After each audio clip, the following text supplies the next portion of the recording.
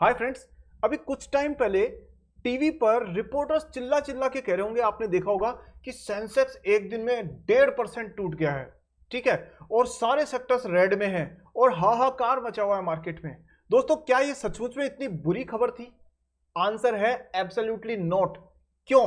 क्योंकि उसी दिन जब सेंसेक्स 1-1.5% नीचे था, तब जापान का जो निकाई है, जो फ्लैगशिप इंडेक्स है वहां का, वो 7% डाउन था। और उसके अलावा जितने भी बड़े जो टॉप इंडाइसेस हैं वर्ल्ड वाइड, वो सब 5-6% डाउन थे। तो उन सब के मुकाबले में सेंसेक्स सिर्फ 1-1.5% गिरा था। तो क्या ये बहुत बुरी खबर थी? बिल्कुल भी नहीं। तो इससे क्या पता चलता है कि फाइनेंशियल डेटा को गलत तरीके से प्रेजेंट करके इन्वेस्टर्स को मिसगाइड करने का काम भी किया जाता है।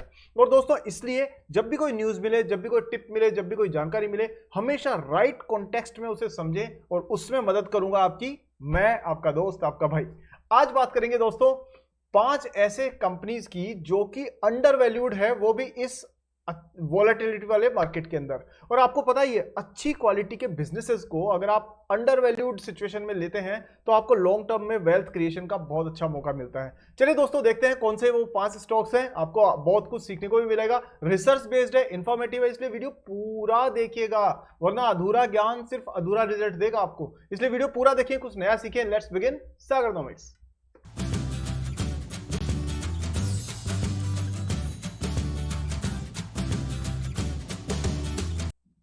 तो दोस्तों, सबसे पहले आगे बढ़ने से पहले आपको एक छोटा सा काम करना है कि वीडियो को अभी से लाइक कर दीजिए, क्योंकि बाद में आप भूल जाएंगे, बहुत काम होते हैं आपको। और दूसरा, चैनल पे पहली बार आए हैं तो सब्सक्राइब करके बेल आइकन को ऑन कर दीजिए, क्योंकि दोस्तों ऐसे रिसर्च बेस्ड वीडियोस में आपके लिए हमेशा लाता रहता हूं, कहीं कुछ आपसे मिस ना हो जाए। चलिए तो देखते हैं सबसे पहला स्टॉक कौन सा है अपने स्क्रीन पे। तो यहां पर हम देखेंगे, स्टॉक का नाम है नारायण हृदयालया। अब ये क्या है? ये दोस्तों आपने देखा होगा, ये एक स्पेशलिटी हॉस्पिटल्स का चेन है। यानी कि ऐसे पर्टिकुलरली जो हार्ट सर्जरी से रिलेटेड जो भी इंडस्ट्री है, उसमें नारायण हृदयालय का एक बहुत बड़ा रोल है, लीडिंग प्लेयर है, एक एस्टेब्लिश प्लेयर है। अब अगर आप इसके फंडामेंटल्स पे एक बार थोड़ी सी नजर डालें तो देखिए, यहां ना आप देखेंगे 25,000 करोड़ की मार्केट कैप है। यानी कि मतलब ठीक ठाक कंपनी है, अच्छी खासी लार्ज कैप कंपनी है। 1200 रुपए के आसपास प्राइस चल रही है इसकी, और 1445 हाईएस्ट था, 972 लोएस्ट था पिछले 52 वीक में। 31 का इसका प्राइस टू अर्निंग रेशियो है। अब मैं आपको ये वाला स्टॉक क्यों बता रहा हूं, इसकी 2-3 कारण है। पहली चीज ये है दोस्तों कि अब ये मान करके चलिएगा कि देखिए, सेक्टर्स में ना मनी रोटेट होती है हमेशा। इकोनॉमी जैसे जैसे बूम करती है तो इकोनॉमी के मूवमेंट के हिसाब से ना डिफेंसिव, सिक्लिकल और आपके जो अलग अलग टाइप के स्टॉक्स की कैटेगरीज है, उसमें लोग पैसा को घुमाते हैं। तो अभी आपने देखा आईटी स्टॉक्स के अंदर एक डाउन टर्न चल रहा है, एक प्रेशर है। क्यों? क्योंकि डील्स हो नहीं रही है वर्ल्ड वाइड लोगों ने डिस्क्रिशनरी स्पेंडिंग जो है, जो कंपनीज है उन्होंने वो रोकी हुई है। तो अभी क्या फर्क पड़ता है? उसका फर्क ये पड़ता है दोस्तों, आईटी डाउन है, बैंकिंग डाउन है। अब बैंकिंग क्यों डाउन है? एक तो हमेशा ना आदत डाल लीजिए आप दोस्तों, आदत डाल लीजिए कि हर चीज में क्यों लगाना है आपको, क्या करना है, क्यों लगाना है। क्योंकि आप तभी फोकस करेंगे और सब अच्छी तरीके से समझ पाएंगे। क्योंकि आपका ध्यान भटकेगा ना, अधूरी अधूरी जानकारी लेंगे, उससे फायदा नहीं है। एक जने का वीडियो देखिए, एक यूट्यूब चैनल पकड़िए, उसका पूरा वीडियो देखिए, और उससे आप हर चीज का क्या, क्यों, कब, कैसे ये लगाएंगे तो आपको 10 अलग अलग जगह जाने की जरूरत नहीं पड़ेगी। क्योंकि एक साधे सब सदे, सब साधे सब जाए। So focus only on the one thing. नेहा विक्रम नाशस्ति प्रत्यवायन विद्यते स्वल्पमस्य धर्मस्य त्रायते भयतो महात। मतलब भगवान श्री कृष्ण भी यही कह रहे हैं कि भाई एक जगह फोकस करो, एक जगह फोकस करो, वहां से आपको पूरी जानकारी मिलती है, देन इधर उधर भटकने की जरूरत नहीं। पॉइंट वापस आते हैं, नारायण हृदयालया ये दोस्तों एक एस्टेब्लिश ब्रांड है। और क्योंकि इकोनॉमी में जो मूवमेंट है, आईटी डाउन, बैंकिंग डाउन और बाकी सारी चीजें डाउन, तो पैसा जाएगा कहां? पैसा जाएगा एफएमसीजी में, हॉस्पिटल्स में, फार्मा में और मैन्युफैक्चरिंग में। इनमें धीरे धीरे आपको दिखेगा कि आपको ग्रोथ आनी शुरू हो जाएगी। उसकी बहुत बड़ी लॉजिक है, कभी टाइम मिलेगा तो जरूर डिटेल से बताऊंगा। क्योंकि हम लोग एग्रीकल्चर से सीधे हम लोग आईटी सर्विसेज में पहुंच गए हैं, और हमने एक बीच की चीज मिस कर दी है एज ए कंट्री, और वो है इंडस्ट्रियल्स। और इसलिए गवर्नमेंट का ध्यान है कि इंडस्ट्रियल्स को डेवलप करें। इसलिए आपको इलेक्ट्रॉनिक मैन्युफैक्चरिंग बढ़ती हुई दिखेगी और बाकी सारी चीजों में भी मैन्युफैक्चरिंग कंपनीज में ग्रोथ नजर आएगी। वापस पॉइंट पर आते हैं। एफएमसीजी और हॉस्पिटल्स हेल्थ में नारायण हृदयालय को हम लोगों को एक इंपॉर्टेंट प्लेयर को मानना पड़ेगा। तो यहां पर वापस कंपनी की जो बैकग्राउंड है उस पर एक बार देखें तो आप देख सकते हैं कि करीब करीब क्या होता है कि आरओसी इसका 20 से ऊपर आरओसी ही है और 30 का रिटर्न ऑन इक्विटी है। दोस्तों 30 का रिटर्न ऑन इक्विटी, अब आप इसको अपने बैंक अकाउंट से कंपेयर करके देख लीजिए। बैंक आपको सेविंग बैंक देता है 3%, थोड़ा बहुत कम ज्यादा हो सकता है बट सेविंग बैंक अकाउंट 3-4% देता है, उससे 10 गुना रिटर्न आपको नारायणा ने दिया है। चलिए अब आप मतलब सेम पैसे को आप यहां की जगह यहां रखते हैं तो आपको 10 टाइम्स रिटर्न मिलता है सिंपल वर्ड्स में। डिविडेंड पे आउट कंपनी 10% दे रही है, सेल्स की ग्रोथ 11.9%। अब मैं आपको जो ये स्टॉक डिस्कस कर रहा हूं उसका एक लॉजिक है, और लॉजिक क्या है आप देख सकते हैं कि कंपनी का सेल्स बढ़ा है सिर्फ 11% से, लेकिन प्रॉफिट बढ़ गया 67% से, यानी कि उतना ही माल बेच रहे हैं ये, ज्यादा बेचने में इन्होंने ज्यादा नहीं किया बट इन्होंने प्रॉफिट अच्छा कमाया। अब आप मेरे को कमेंट सेक्शन में दोस्तों लिख करके बताइए कि कोई कंपनी माल ज्यादा बेचे बगैर प्रॉफिट कमाती है ज्यादा, तो उसका क्या रीजन हो सकता है। मैं भी जानना चाहता हूं दोस्तों कि आप मेरा वीडियो कितना ध्यान से देखते हैं, अब तक तो समझ गए होंगे। कुछ भी गलत सलत कोई टेंशन नहीं है, आप लिखिए कमेंट में, मुझे भी जानकारी की वो रहेगी। अच्छा दूसरा दोस्तों, अब वो आपने लिख दिया, बाद में अगले टॉपिक में आप कहेंगे तो इसका रीजन आंसर भी बता दूंगा। डेट टू इक्विटी 0.5 है which is very good, very healthy. Promoter 63% के साथ फुल मेजोरिटी में है। ग्राहम नंबर 355 के हिसाब से 4 के हिसाब से थोड़ी सी ओवर वैल्यूड है, बट ओवरऑल अगर आप देखा जाए पित्रोस की स्कोर वगैरह के हिसाब से company is good. The best part is that the company का PEG ratio is less than 1, और इससे पता पड़ता है कि कंपनी अंडर वैल्यूड है, साफ तौर पे अंडर वैल्यूड है, और इसलिए एक अच्छा कैंडिडेट बन सकता है। यहां अगर प्राइस में भी देखेंगे तो हालांकि चार्ट तो हम लोग दूसरा प्राइस का इसका देख लेते हैं, यहां देखते हैं, ये देखिए यहां आप प्राइस चार्ट में भी देखेंगे तो आपको थोड़ी ना कमजोरी नजर आएगी, मतलब for lot of time it was in the range bound. अब आप कैसे बता सकते हैं कि रेंज बाउंड में क्यों जा रहा है ये इतने टाइम से अच्छा स्टॉक होने के बावजूद रेंज बाउंड क्यों है। बहुत सीधी सादी बात है, क्योंकि सारी दुनिया ना मिड कैप के रेलवे स्टॉक्स, बैंकिंग स्टॉक्स, फलाना स्टॉक्स उनके पीछे लगी हुई थी। Now you see mid cap 40% से ऊपर एक साल के अंदर रन किए, स्मॉल कैप 60% से ऊपर रन किए, दौड़े, लेकिन पैसा निकला कहां से? पैसा निकला ऐसी कंपनी से जैसे नारायण हृदयालय हुआ, या फिर और भी जो तमाम ऐसी एस्टेब्लिश्ड कंपनी है जहां पे इंटरेस्ट कम था इन्वेस्टर्स का, इसलिए अब वापस से कैपिटल इधर की तरफ मूव हो रही है, इसलिए आपको ये रेंज बाउंड मूवमेंट नजर आया है, ठीक है। लेकिन आप यहां पर ध्यान दें तो देखिए कि वॉल्यूम में ना ग्रोथ नजर आ रही है साफ तौर पे, और उसके बाद में एक सिक्लिकल जो मूवमेंट है वो आपको दिख रहा है यहां पर 1280 ये तोड़ने के बाद में दोस्तों, अगर ये 1290 या उसके ऊपर अगर क्लोज करता है और सस्टेन कर जाता है 4-5 दिन के लिए, तो फिर आपको ये 1400 रुपए से ऊपर जाता हुआ भी नजर आता है, क्योंकि फिर हमें जो मिलेगा उसको कहते हैं हम ब्रेकआउट। तो ब्रेकआउट मिलेगा आपको इसको 1290 पर, तो इस पे नजर रखिए। नीचे जाने के चांसेस हालांकि कम है, but there can be an opportunity for buying on dips. चलिए नेक्स्ट, अब हम लोग अगला स्टॉक डिस्कस करते हैं दोस्तों, और वो स्टॉक है आपके स्क्रीन पर, ये रहा। ये स्टॉक है अडानी विल्मर का। अब अडानी जी का देखो, पता है प्रॉब्लम क्या है? प्रॉब्लम ये है कि अडानी जी, विल्मर मालूम है ना आपको, ये वो है जो वो ऑयल वगैरह नहीं बनाते अपने, सोयाबीन का तेल और वो कौन कौन से जो घर में किचन में यूज होने वाले ऑयल्स होते हैं, तो वो फॉर्च्यून के नाम से इनका ऑयल आता है विल्मर का, अडानी विल्मर का। तो अभी प्रॉब्लम क्या है अडानी जी के स्टॉक्स में कि सारे स्टॉक महंगे हैं। तो मैं यहाँ कोई रिकमेंडेशन नहीं दे रहा, मैं आपको ये कह रहा हूँ कि महंगे हैं। कंपनी में प्रोडक्ट में कहीं कोई प्रॉब्लम नहीं है, प्रोडक्ट अच्छा खासा चल रहा है मार्केट में, बट आप यहाँ देखेंगे कि ये ओवरऑल 381 पे है, लेकिन आप ये प्राइस टू अर्निंग रेशियो देखें 72 का प्राइस टू अर्निंग रेशियो, यानी आप 20-30 तक मान सकते हैं, अगर एफएमसीजी है तो 50 तक भी मान सकते हैं, but 71 is still high. But again मैं आपको कहूंगा कि यहाँ ना थोड़ा सा आपको कॉशियस रहना पड़ेगा, ये बहुत ज्यादा इसमें पैसा डालने की जरूरत बिल्कुल भी नहीं है। ग्राम नंबर के हिसाब से भी दोस्तों ओवर वैल्यूड है।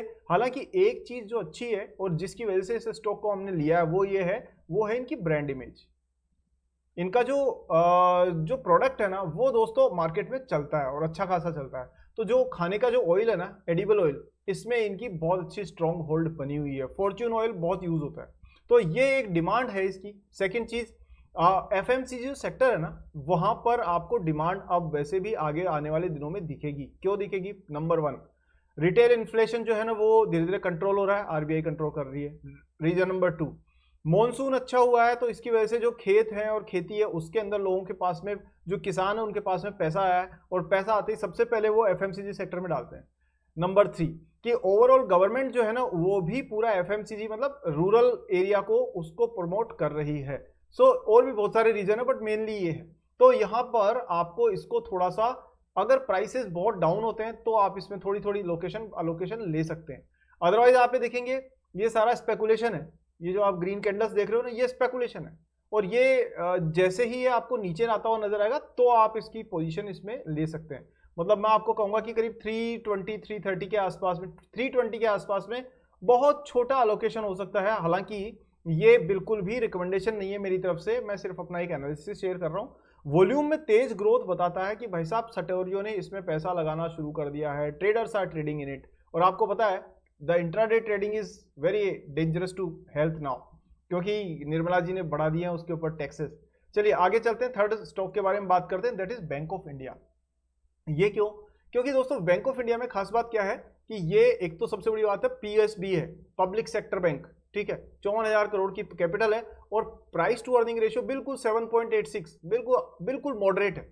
दूसरी बात यह है कि स्टॉक में वैसे प्रॉब्लम नहीं है, क्योंकि सेल्स ग्रोथ 8% है, प्रॉफिट 3 गुना बढ़ा है इसका, लेकिन क्योंकि कहते हैं ना धूल का फूल यानी छुपा हुआ, तो ये लोगों की अभी तक जैसे एसबीआई पे नजर पड़ती है, आईसीआईसीआई पे पड़ती है, कोटक पे पड़ती है, वैसे इस पे नजर अभी नहीं पड़ी है। सो ये साफ तौर पे एक अंडर वैल्यूड स्टॉक है और ये आपके रेडार पे जरूर रहना चाहिए। बात करते हैं आगे इसमें कि इसके बैंक ऑफ इंडिया के टेक्निकल्स की बात करें तो आप वही देख सकते हैं जो मैं आपको कह रहा था, बिल्कुल रेंज बाउंड मूवमेंट, बिल्कुल लो वॉल्यूम के साथ में मूवमेंट, यानी कि ये किसी एक अच्छी न्यूज की इंतजार कर रहा है, और इसलिए दोस्तों ये साफ तौर पे अंडर वैल्यूड है स्टॉक। हाँ, आप छोटी मोटी एलोकेशन करना चाहें तो वो देख सकते हैं, ज्यादा एलोकेशन का तो मैं बिल्कुल नहीं कहूंगा, क्योंकि स्टॉक पोर्टफोलियो हमेशा डाइवर्सिफाइड होना चाहिए। बट ओवरऑल अगर आप देखें तो इसमें लेवल्स की बात करें तो अब वीडियो हो जाएगा लंबा, प्रॉब्लम ये है, बट कोशिश करता हूं 128 के आसपास में, या मैं कहूंगा हाँ अगर आप मैक्सिमम माने 136 पे आप देख रहे हो, यहाँ पर एक मेजर रेजिस्टेंस है इसका, अगर ये तोड़ने के बाद में आगे बढ़ता है दोस्तों तो नेक्स्ट मेजर रेजिस्टेंस इसका 160 पे मिलेगा आपको, तो 136 से ऊपर स्टे कर गया तो आपको इसमें ऊपर एक चांस मिल सकता है। नीचे जाएगा तो बाइंग ऑन डिप्स के हिसाब से तो ये आप मान के चलिए 115 के आसपास में एक छोटा सा मौका छोटा छोटा बन सकता है। नेक्स्ट बात करते हैं दोस्तों, अगला बैंक है आपके आईडीबीआई बैंक। अब आईडीबीआई बैंक को फटाफट से ले लेते हैं, देखते हैं यहाँ ना 96 रुपीज की प्राइस है इसकी, सबका अफोर्डेबल है। अब मैं यहाँ एक जोरदार चीज बताने वाला हूँ दोस्तों आपको, ये चीज ना आपको सॉरी मैं शुरू में बताना चाहता था बट ये वीडियो के लास्ट में आ गई, अभी क्या कर सकते हैं। तो यहाँ ना आईडीबीआई पर आपकी नजर जरूर जरूर जरूर रहनी चाहिए। क्यों रहनी चाहिए? क्योंकि आईडीबीआई बैंक जो है ना वो उसमें गवर्नमेंट ऑफ इंडिया और एलआईसी का इन्वेस्टमेंट तो है ही, लेकिन यहाँ क्या हो रहा है, इनका ना एक कहते हैं ना वो स्ट्रेस्ड एसेट्स जो होते हैं, वो बैंक लोन जो रिकवर नहीं हुए, लोन दिए वापस आए नहीं, पैसा फंस गया, उनका एक बंडल बना रखा है इन्होंने, एक पैकेज बना रखा है, और वो पैकेज को ये बेच रहे हैं मार्केट में। तो क्योंकि वो बंडल जो है ना वो इनके एनपीएज बढ़ा रहा है, वो इनके बैंक की एसेट क्वालिटी खराब कर रहा है, इस पे प्रेशर डाले हुए है। जैसे ही वो पार्ट सेल होता है, ठीक है, जैसे ही वो पार्ट सेल होता है, क्योंकि कई कंपनीज कोशिश कर रही है उसके अंदर, जैसे ही वो पार्ट सेल होता है आप देखेंगे आईडीबीआई की वैल्यूएशन तेजी से बढ़नी शुरू होने के चांसेस हैं। मतलब बैंक की बैलेंस शीट एकदम क्लीन होगी, जैसे ही क्लीन होगी पैसा आना शुरू हो जाएगा। तो नजर रखिएगा आईडीबीआई बैंक के ऐसी न्यूज पर कि इसकी रीस्ट्रक्चर वाली जो बैंक है, वो जो पोर्टफोलियो उसका क्या होने वाला है। चलिए ओवरऑल देखें तो देखिए 1 लाख करोड़ का बैंक है, और ये सिर्फ एक अच्छी न्यूज की बात कर रहा है, जबरदस्ती बदनाम हो रखा है और कुछ भी नहीं है। 1.53% है इसकी डिविडेंड यील्ड, तो डिविडेंड तो गवर्नमेंट ले ही लेगी, आप दो चाहे मत दो। सेल्स देखो 4% बढ़ी है, 3.5%, लेकिन but the profit has grown by 19%, which means that the company is doing good. टैग रेशियो अंडर वैल्यूड बता रहा है, इंडस्ट्री का पी 12 है, it's P 16 which is in line with that. Piotroski score 5 है, जैसे ही स्ट्रेस्ड एसेट्स क्लियर होगा this score will also again go up. Current ratio healthy है, बाकी सारे नंबर्स भी इसके ओवरऑल अच्छे हैं। नजर डालें इसके टेक्निकल्स पे तो नाउ यू सी कि ये टेक्निकल्स में ये टोटल सट्टेबाजी है, कुछ भी नहीं है इसके अंदर, ये भी सट्टेबाजी है। ये बुल्स, ये बेयर्स, इनको रोज गेम खेलना है, फालतू की ट्रेडिंग करनी है, कुल मिला करके trading is not bad but just for speculation is not the right way of long term wealth creation. Anyways so now the point is यहाँ पर हो क्या रहा है कि ये जैसे ही आपको इसके बारे में कोई अच्छी खबर मिलती है, now you will see that suddenly the bank का प्राइस में शूट टू 100 एंड उसके बाद में कितना आगे जाएगा, नोबडी कैन से दैट। हाँ, अगर वो सेल नहीं होता है स्ट्रेस असेट तो 79 के आसपास में इसका नेक्स्ट सपोर्ट आपको मिलेगा। लास्ट बैंक है वो है आपका पंजाब नेशनल बैंक। तो इस पे बात करें तो यहाँ अब ये ना दोस्तों ओवरऑल इसकी कंडीशन ये है कि जब से वो नीरव मोदी जी वाला केस हुआ था ना, लोगों ने पता नहीं क्यों बदनाम कर रखा है इस बैंक को। 115 रुपए की प्राइस वाला बहुत अच्छी क्वालिटी का बैंक है। दूसरी बात क्या है कि इसकी क्वालिटी ना प्रेशर की वजह से और क्लीन हो गई। इसने अपने बैलेंस शीट को क्लीन किया है, इसने मैनेजमेंट को सुधारा है, इसने रिजल्ट अच्छे देने शुरू किए हैं। और आप ये देख सकते हो स्टॉक का पी 10.9 है और अगर आप इंडस्ट्री से देखो तो ये लगभग उस रेंज के आसपास में ही पड़ रहा है। ठीक है, इंडस्ट्री कौन सी, पब्लिक सेक्टर बैंक वाली। जो प्राइवेट सेक्टर बैंक है उसमें तो आपको पी थोड़ा डिफरेंट मिलेगा। एनीवेज, सेल्स से ज्यादा प्रॉफिट ग्रो कर रहा है, आप साफ तौर पे देख सकते हैं। प्रोमोटर 73% है, ग्राहम नंबर 155 के हिसाब से 100% अंडर वैल्यूड है। 100% अंडर वैल्यूड है क्योंकि ग्राहम नंबर से नीचे होने का मतलब है कि कंपनी में वैल्यू ज्यादा है और प्राइस कम है इसकी। ठीक है, सो दोस्तों इस पे आपकी नजर रहनी चाहिए। अनफॉर्चुनेटली बहुत डिटेल में डिस्कस करने से वीडियो काफी लंबा हो जाएगा, तो मैं चलता हूं और टेक्निकल्स आपको एक बार इसके दिखा देता हूं। ये पंजाब नेशनल बैंक के टेक्निकल्स हैं और यहां आप देख सकते हैं कि ये बिल्कुल स्ट्रेस की वजह से नीचे जाता हुआ बैंक नजर आ रहा है आपको। लेकिन एक गुड न्यूज ये है यहाँ पर कि कहीं ना कहीं वॉल्यूम में ना आपको थोड़ा सा अपटिक नजर आएगा और 123 के आसपास, ये 114 के आसपास नहीं, ये बिल्कुल ऑलरेडी सपोर्ट के आसपास चल रहा है ये। तो यहां से ये जंप करके आपको 123, 120, 130 के आसपास के लेवल्स पे जाता हुआ नजर आ सकता है। हाँ, ये 130 से अगर ऊपर स्टे कर जाता है तो फिर आपको एक अपमूव नजर आएगा जो आपको 145 तक के लेवल पे नेक्स्ट रेजिस्टेंस दे सकता है। तो पॉइंट ये है दोस्तों कि बैंक पे आपको नजर रखना चाहिए क्योंकि ये अंडर वैल्यूड है और गवर्नमेंट में बाकी सारे IRFC हुआ, इरकॉन वगैरह, ये तो पहले ही बढ़ चुके हैं। अब वहां पे ज्यादा बढ़ोतरी की गुंजाइश नहीं है। बढ़ोतरी की गुंजाइश मतलब बढ़ेंगे तो सही, लेकिन चांसेस ज्यादा किसके हैं कि ऐसे बैंक्स, ऐसी कंपनीज पब्लिक सेक्टर की जिनमें अभी तक कुछ ज्यादा तेजी नहीं देखी गई, वहां पर आपको नजर जरूर रखनी चाहिए। दोस्तों कैसा लगा वीडियो आपको आज का? मैंने बहुत सारी चीजें कटौती करनी पड़ी, I am really sorry because of lack of time. मैं परफेक्ट नहीं हूं, कोशिश करता हूं बनने की लेकिन हूं नहीं। ठीक है, तो कुछ चीजें चूकी भी होगी, कुछ गलत भी होंगी, तो उस सब के लिए क्षमा प्रार्थी हूं अगर आपसे कोई मेरे से कोई चूक हुई है तो। लेकिन हाँ, ये जरूर है कि पूरी ईमानदारी से और बिना किसी बायस के ईमानदारी का ट्रांसपेरेंट एनालिसिस ही शेयर करूंगा, ये मेरा वादा है आपसे। नेक्स्ट बात करते हैं दोस्तों, अगले वीडियो में जल्दी मिलेंगे। हाँ, लेकिन चैनल सब्सक्राइब कर दिया या नहीं किया अभी चैनल सब्सक्राइब करिए, बेल आइकन ऑन करिए। नेक्स्ट वीडियो मिलेगी कैसे? और अगर आपने वीडियो को लाइक नहीं किया है दोस्तों, फिर तो आपकी हमारी दोस्ती कच्ची है। वीडियो लाइक करिए और इसको सारे दोस्तों से शेयर करिए, because if you care about me then you share about the videos. ठीक है, चलिए दोस्तों नेक्स्ट वीडियो में जल्दी मिलते हैं। और हाँ, एक डिस्क्लेमर है मेरी तरफ से that this is an educational video, absolutely no recommendation for buying and selling. आप अपने इन्वेस्टमेंट कंसल्टेंट से बात करके या खुद एनालाइज करके देन अपना डिसीजन लीजिएगा। और किसी भी स्टॉक में एक साथ बहुत ज्यादा पैसे ना लगाएं, पोर्टफोलियो का 1-2-3% इन्वेस्ट करके देन धीरे धीरे you can build up on your position. ठीक है, सो दोस्तों इसी के साथ आज का वीडियो खत्म। Thank you so much, next video में जल्दी मिलते हैं, तब तक के लिए जय हिंद।